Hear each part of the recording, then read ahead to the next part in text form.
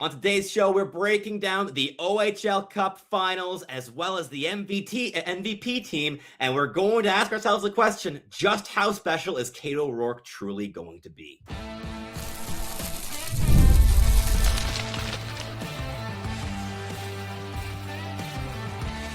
You are Locked On NHL Prospects, part of the Locked On Podcast Network. Your team every day.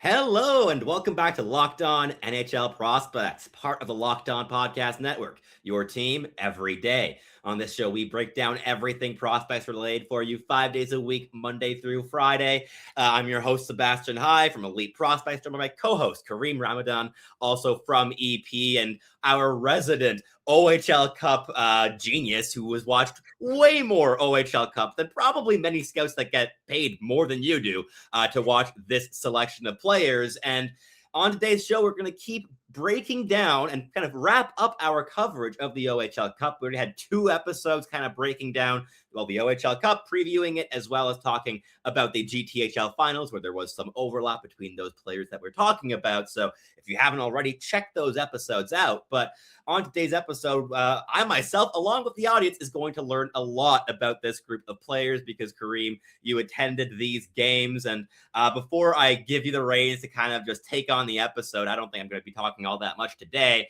Just will say that today's episode is brought to you by Gametime. Download the Gametime app, create an account, and use code LOCKEDON for $20 off your first purchase. So, Kareem, we're going to be wanting to talk about a variety of things from this tournament and from the finals. We'll be talking about Detroit Honey Baked being even better than we expected, and we called them as our potential winners, or the likely winners of the OHL Cup just a week ago, as well as the MVP team that came out and the GTHL MVP. A lot of conversations around these players, a lot of stars of the future that we are going to be discussing here today, and definitely highlighted by Kade O'Rourke, the big name.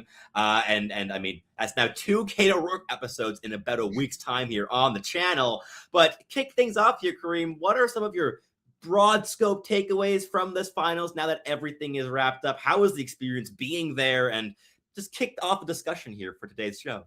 Yeah, absolutely. Well, first of all, it is always a pleasure to be at the OHL Cup. For those of us who covered the U16 circuit, it really is like Christmas Day, being able to watch the best teams in North America compete against each other day after day after day, full week tournament, just a full day of hockey for a week. It's for a guy like me, a prospect nerd, it is just like I said, it's like Christmas week. And this week we were really treated. And it's funny because in the pod we did last week, we had predicted that Honey Baked would win it because, as we mentioned, and our listeners are already aware, Honey Baked had won the Whitby Silver Stick as well as the Oakville Classic, and many competitions domestically in the United States as well. So they came in with that expectation of being the team to beat. And yet, in doing so again and winning the OHL Cup, the biggest tournament on the calendar, they kind of surprised. And let me explain that. So when we were making our predictions, we picked Honey Baked, but that was also with the expectation that they were going to have Dylan Delgado, Henry Buttweiler, and potentially even Joey Cullen, because I know there had been some rumors that he was on their roster for the Nationals. Now, as it turns out, he was on the roster sheet, but he didn't actually play in either. So they didn't have Henry Buttweiler, who was their MVP at the Whitby Silver Stick. They didn't have Dylan Delgado, who's one of their highest scoring prospects. I believe their 3rd or 4th leading scorer on the team this season. And Joey Cullen, who is probably the best 2010 born prospect in the world. And they won anyway. And so the surprise for me as a talent evaluator was just how good the depth pieces on Honey Baked really are.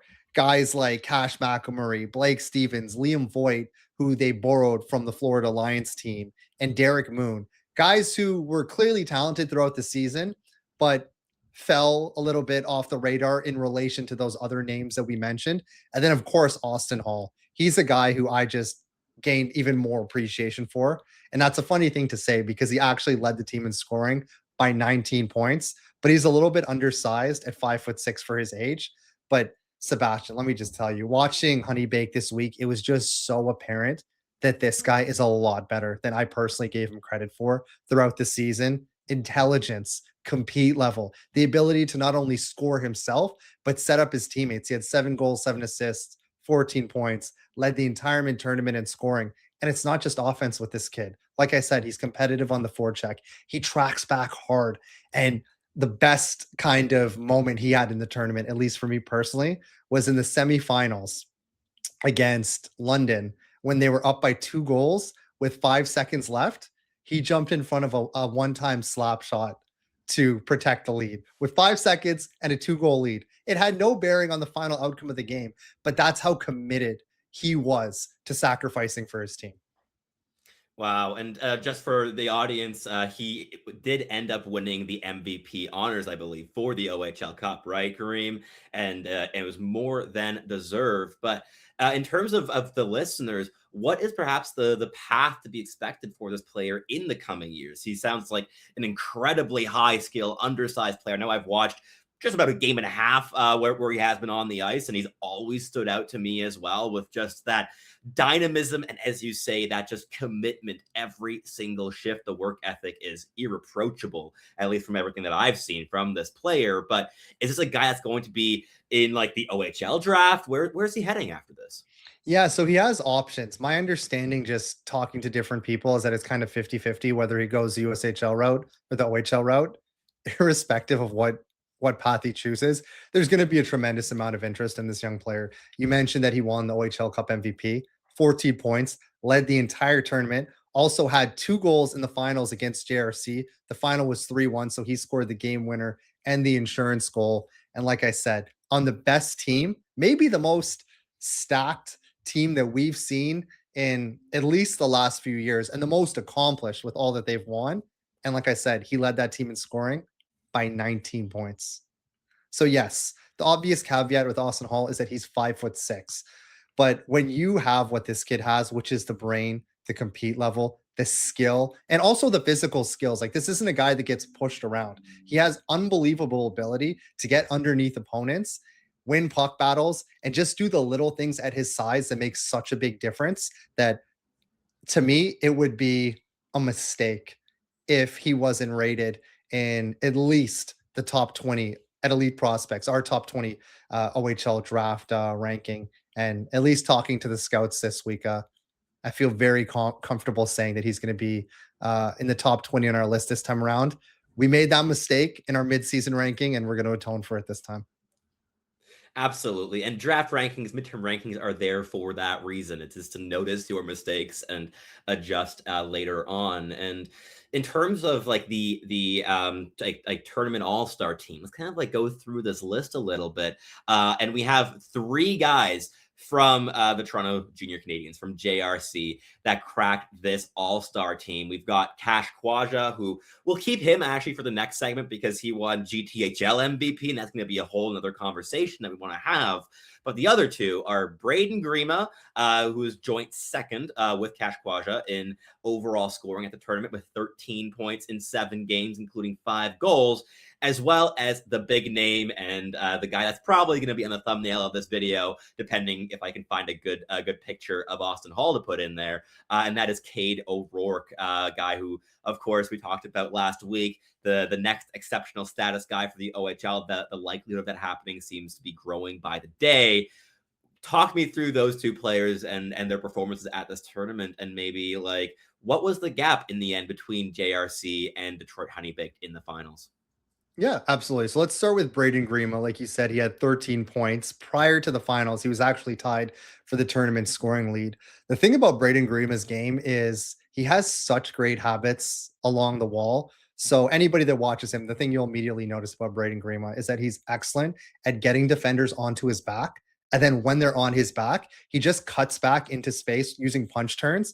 And then from there, he's dangerous as both a passer and a shooter. So he can either pivot into the inside where he's lethal with his wrist shot, or make a slip pass through the slot. And that's something that he does probably 5 or 6 times a game without exaggeration. It's something he's very, very strong at. He's a competitive kid. He's very strong for his age and his size.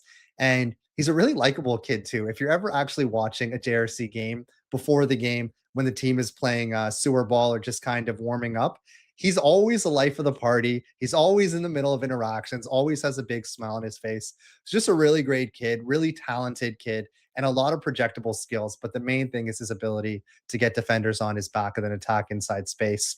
Kade O'Rourke, I mean, there's a lot of things that I can say about Kade O'Rourke, so many superlatives. But I think the best compliment I can give him is that in the finals against Honey Baked, that first period, JRC really looked kind of nervous. A lot of guys were rushing plays. They were really backing up defensively, maybe giving Honey Baked a little bit too much credit and respect and getting away from their game, which is built on stretching the ice and really skating with control over the blue line rather than playing chip and chase hockey.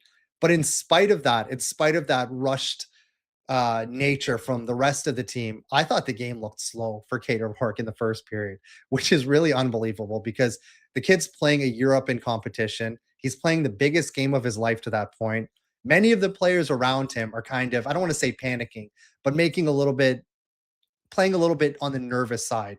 And Cade, complete opposite, taking his time, making the right reads, slowing the game down. And it really just speaks to who Cade is as a player. And it's a very cerebral defenseman, someone who thinks the game at a high level, is big for his age. I think he's already 6'1", if I'm not mistaken, skates well, and is just super competitive. And then the last question you had, forgive me, it was what were my thoughts on the game or what were the reasons for the game ending the way it did? Is that correct? Like what kind of proved to be the gap between those Yeah, two gotcha. teams? Yeah, so it wasn't a huge gap because the final score was 3-1, and it was an empty netter that made it 3-1. So it was effectively a one-goal game for the majority of it.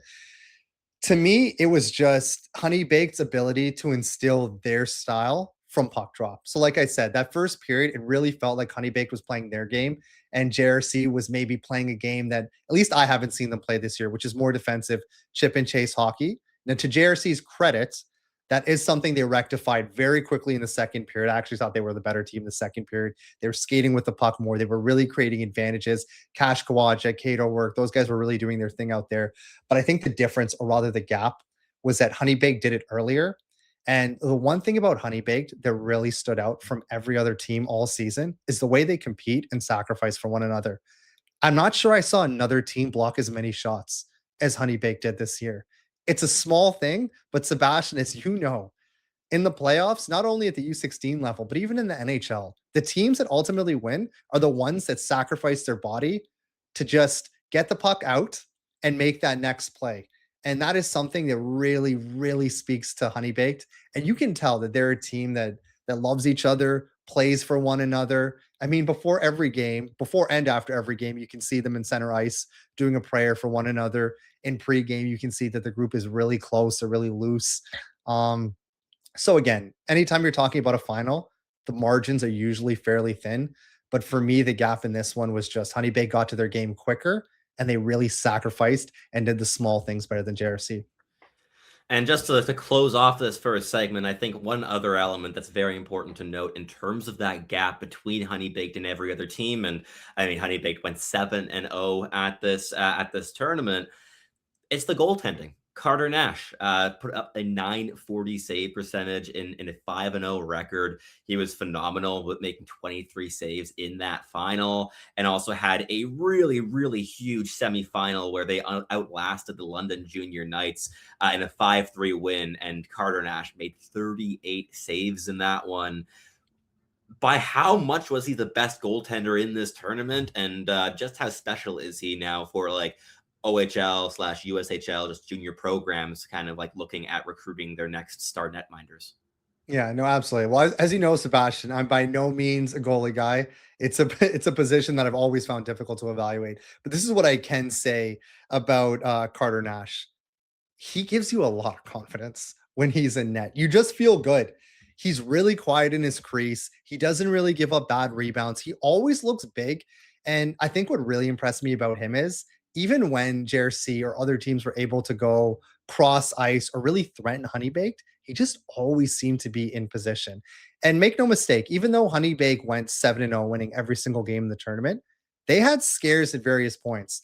They were up against, they were trailing against the Hill Academy in the group stages, and they were able to tie the game late It was either the last minute or the last minute and a half, and then went in overtime. And part of the reason they were able to come back and win is because Carter Nash made a ton of big saves on the Hill Academy throughout the latter part of that third period in overtime. And there were many moments, including against JRC, where the tides could have shifted, but it just seemed like any time that Honey Bake needed a big save, Carter Nash gave it to them.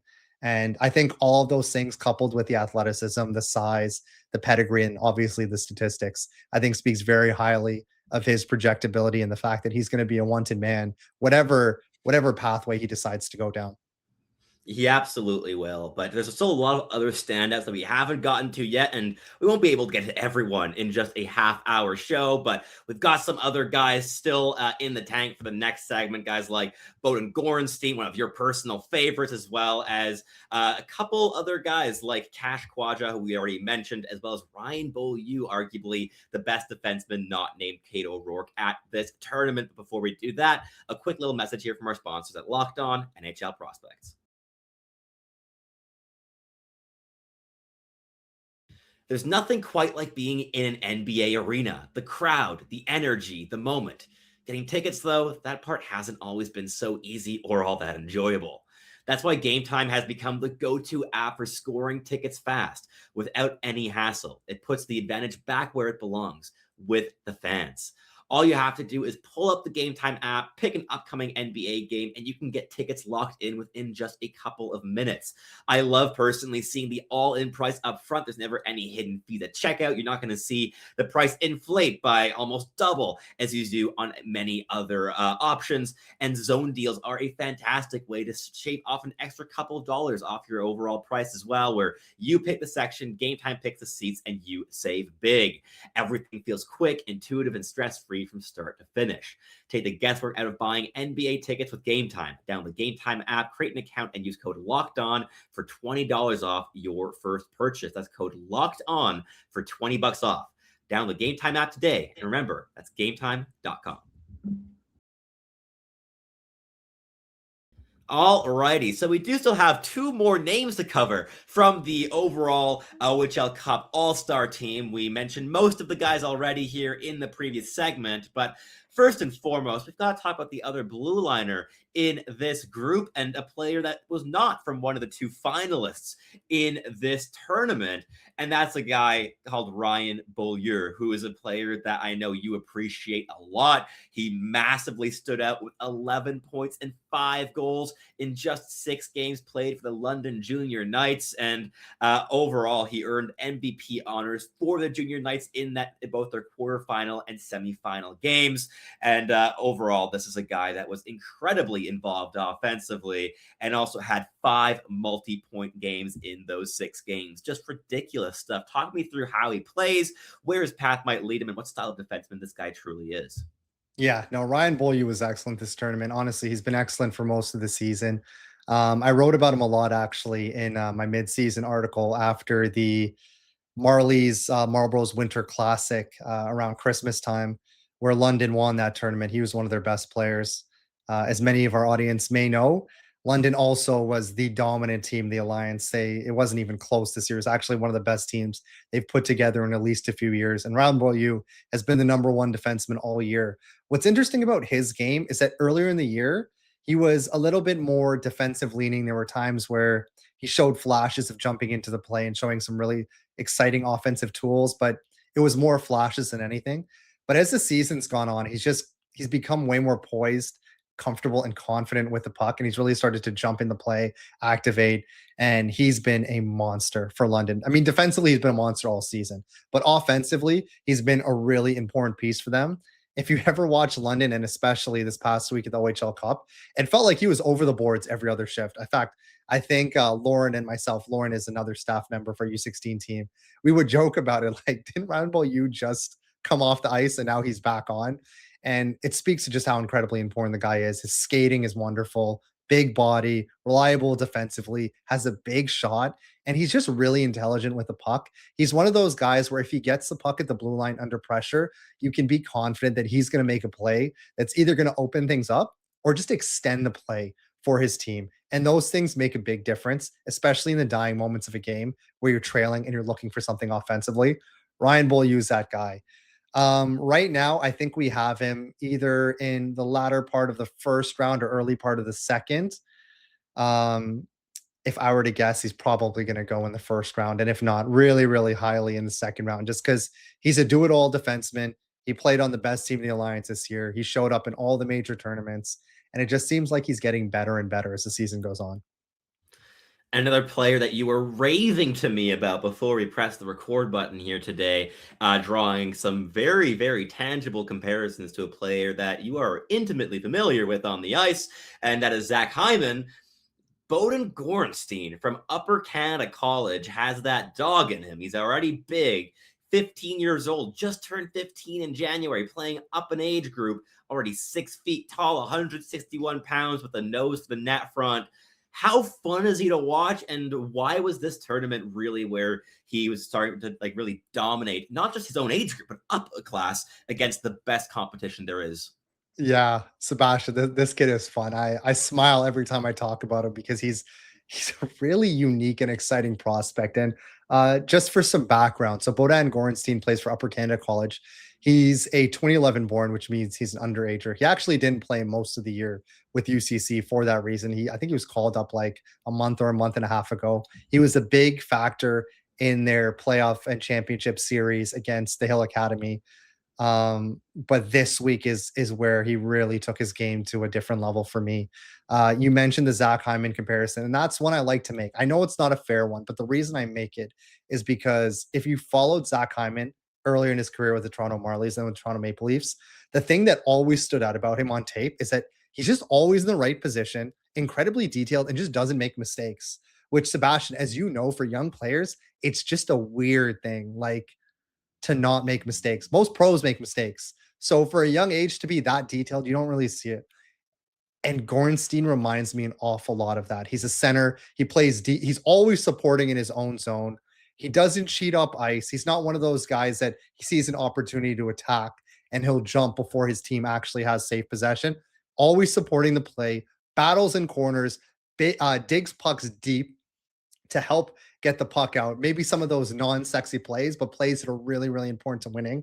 In the O zone, he always goes to the net. It's incredible. He's first to the net. And then even when there's a situation where maybe he gets there a bit early and the puck gets rimmed around and he has to compete against bigger guys and box outs, he holds his own. Like there were big 16-year-old, sorry, not 16, big 15-year-old defensemen that could not get this guy out of the crease. And I have the stats in front of me here. He had what was it? He had 7 points, 5 goals. I can tell you because I tracked it. All of those 5 goals were in the inner slot, which means he goes to the net. And perhaps the biggest compliment I can pay to Bowden Gorenstein is that as an underager, he was playing on the top power play unit at the net front. He was playing on the top penalty kill, and he was trusted by his coach to play the last minute, either up a goal or down a goal. Like the details are incredible. It's maybe not that sexy profile of prospect that our listeners might be used to hearing about. It's just a really, really detailed kid at a young age, which is extremely rare. And I think you mentioned 6 feet 160. I'd be willing to bet he's bigger than 160. I saw him doing his warm-ups before the game. This is a strong, strong kid. And as he continues to build into his frame, grow into his frame, and get reps at this level, I think the upside is scary because the details are there, the strength is there, and there's skill in his game too. Make no mistake. This is a kid that can put the puck in the net. Wow, there's definitely a lot of players here that have fostered a lot of enthusiasm, not just from yourself as well, but like the overall just like EP staff here for the OHL draft. Like you guys have a squad of like how many scouts now? Are you like 4 or 5 scouts with your eyes on it? Yeah, so this week I can tell you in person, it was myself, Lauren, Ben, Matthew, Chase, and Jaeger. So 6 of us. 6 people, and there's a lot of reason for And David. enthusiasm. Oh And my David, sorry. goodness. He'll get mad at me if he hears this. And David. So you're 7 scouts. That is basically the size of half of our draft scouting team at Elite Prospects, which is pretty insane in terms of just the coverage that EP has really added this season. This is brand new for elite prospects in terms of just the scope of the minor hockey coverage, like U16 hockey. So really exciting stuff. And I know one player that is one of your personal favorites that we haven't talked about just yet, we will here in just a second, is Kash Kwajah. Player was also named MVP for the GTHL season. We're going to discuss why that was the case and maybe which other guys had as good of a case as he did for that award. But before we do that, a quick message here from our sponsors at Locked On NHL Prospects.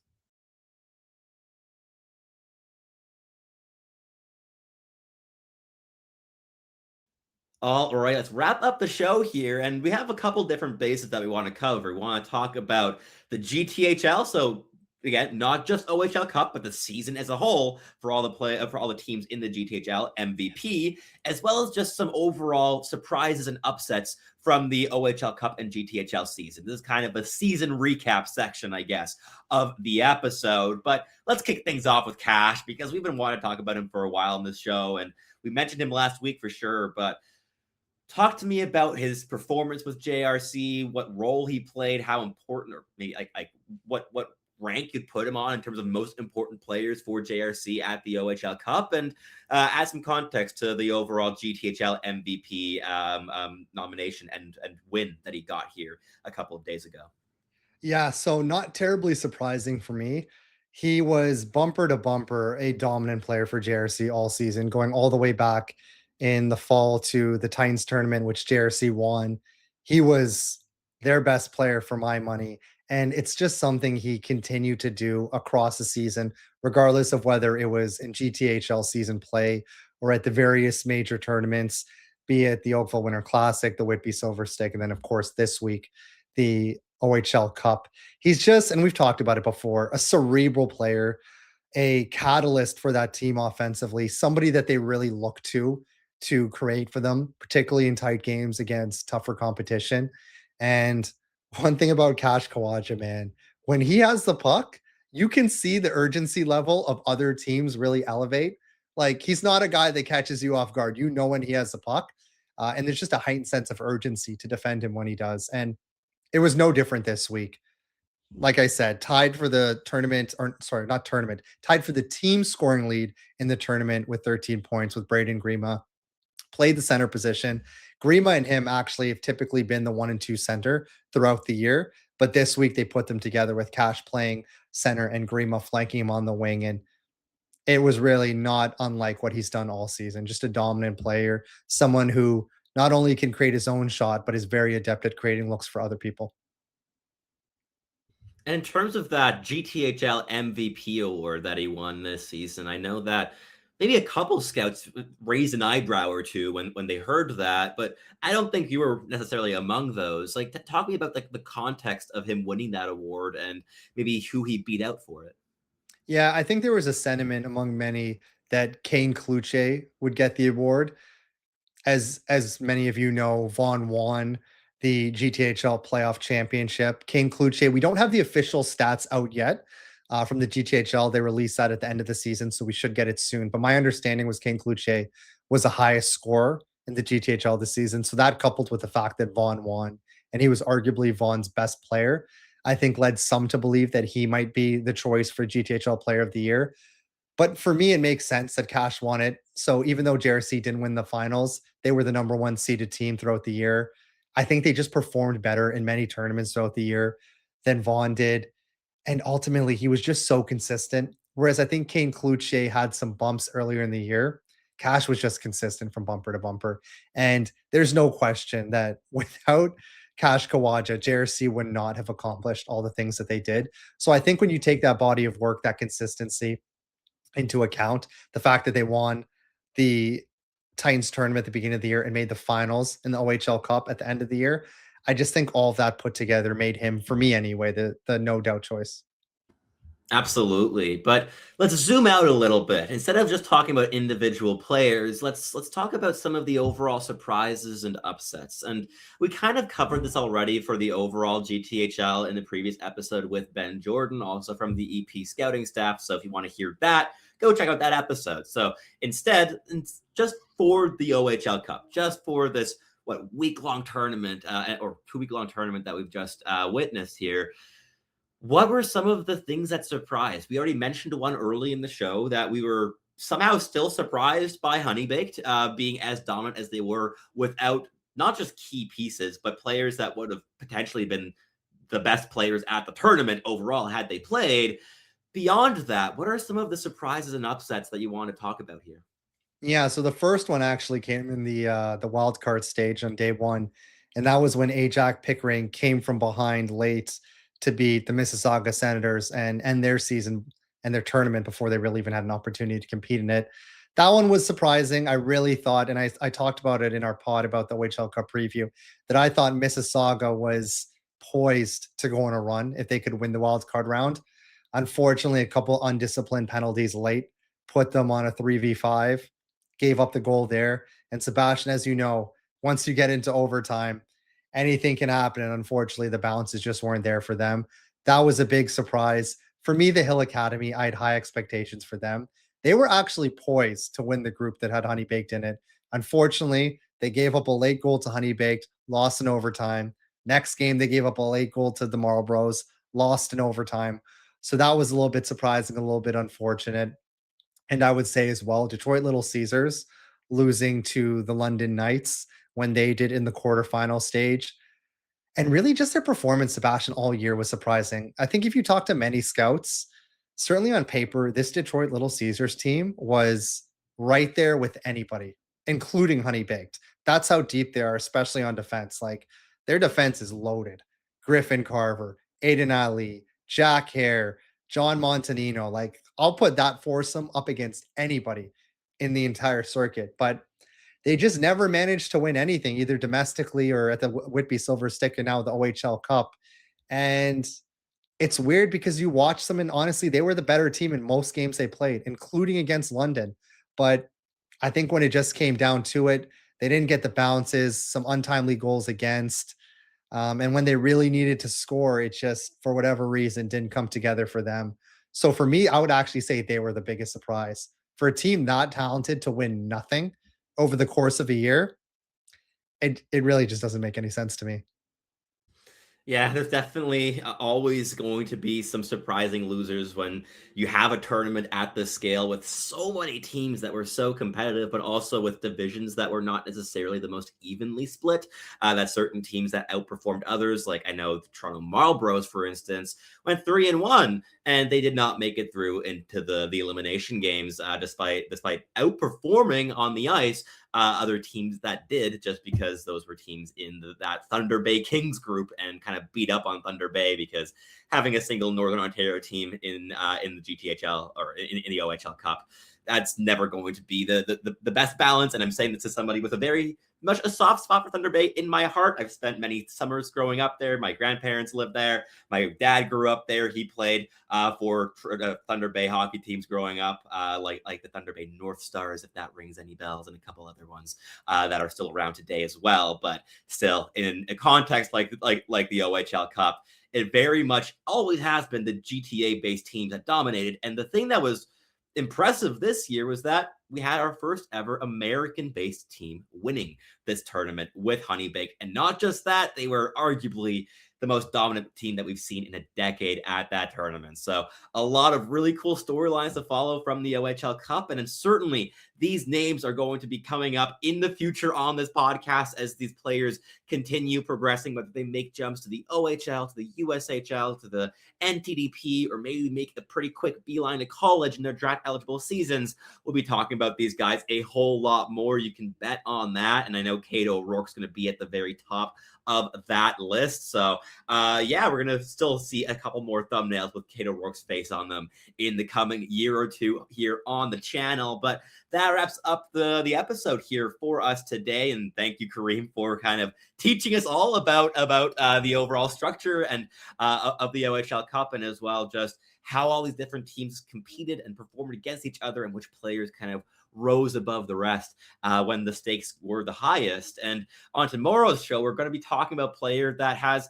made a very, very steep progression curve as well in the last year and a half, and that is Chase Reed, as we break his game down in our official 2026 draft scouting report on the player. And we're going to ask ourselves the question, Has he separated himself as the best D in the class? I know Kareem definitely thinks he has, but we're going to have that debate on tomorrow's show. So strap yourselves in. We're going to have a lot more content coming your way here soon. And that wraps things up here. If you're watching on YouTube, please do leave us some comments down below. Let us know what you learned, which players you're excited for from this batch, from the OHL Cup, and maybe where you see these guys progressing down the road. And if you're listening on your favorite podcasting platform, please do make sure to make us your first listen of the day. It's always hugely appreciated. And for your second listen, head on over to Locked On NHL, where you can make sure you never miss a piece of National Hockey League news again, whether that be Cole Caulfield scoring his 50th goal of the season, Nathan MacKinnon adding another couple empty net goals to make that lead a bigger one, or the Toronto Maple Leafs continuing to win at the worst point in the season. Locked On NHL is the place for your news. But that is it here. Thank you so much. And here from Kareem and I, we're signing off from Locked On NHL Prospects, and we'll catch you listening again very, very soon.